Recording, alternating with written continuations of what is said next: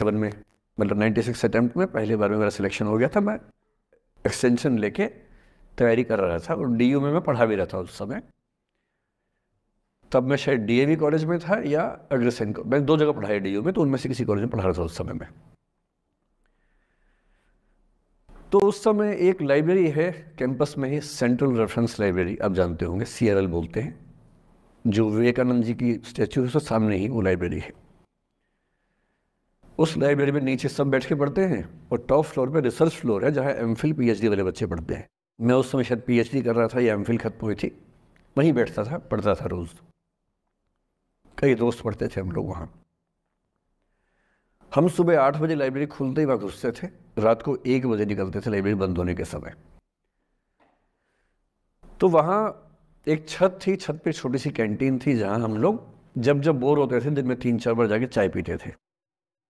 चाय पी ली, बिस्किट खा लिया, थोड़ी गप्पे मार ली, वो सब वहाँ करते थे। तो वहाँ मेरे बहुत सारे दोस्त थे, उनमें से कई लोग अब बहुत सीनियर सिविल सर्वेंट्स हैं, कुछ लोग प्रोफेसर्स हैं DU में।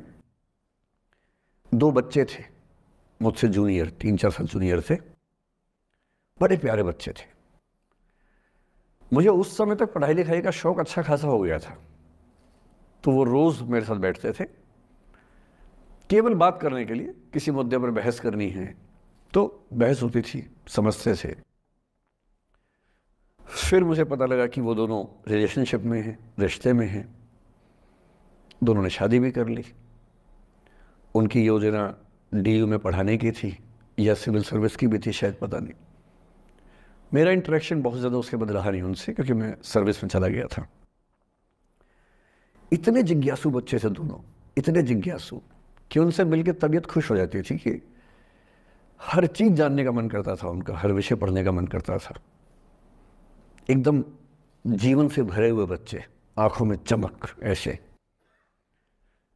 फिर दोनों की शादी हुई तो मैं शादी में जा नहीं पाया, क्योंकि मेरा रिश्ता सिर्फ लाइब्रेरी में 1 घंटा गप मारने वाला था, उससे ज़्यादा था नहीं रिश्ता उनके साथ। फिर सुनता रहता था कि मैं सब बढ़िया चल रहे, पढ़ाई कर रहे हैं, तैयारी कर रहे हैं। इंटरकास्ट मैरिज की उन लोगों ने, खूब हंगामा हुआ, दोनों घर में तलवारें खींच गई।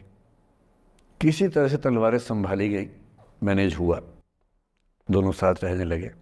और फिर 3-4 साल के बाद एक दिन मैंने खबर सुनी कि उस बच्ची ने फंदा लगा के जीवन लीला समाप्त कर ली। ये बात भी दिल्ली विश्वविद्यालय की, ये उस दौर के सब लोग इस कहानी को जानते हैं। मेरे ख्याल से ये दोनों कहानी आपकी प्रिंसिपल मैडम जानती होंगी, नहीं ध्यान कर पाएंगे तो मैं उनको जैसे नाम बोलूँगा अकेले में वो तुरंत समझ जाएंगे मैं किसकी बात कर रहा हूँ। मैं आज तक नहीं समझ पाया कि ऐसा क्या हुआ होगा।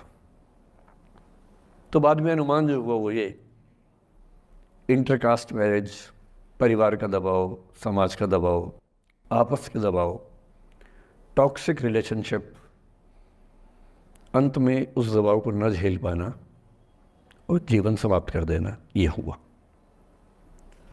ये 2 घटनाएं हैं। एक तीसरी घटना ये है कि दिल्ली में आज से 25 साल पहले घटना घटी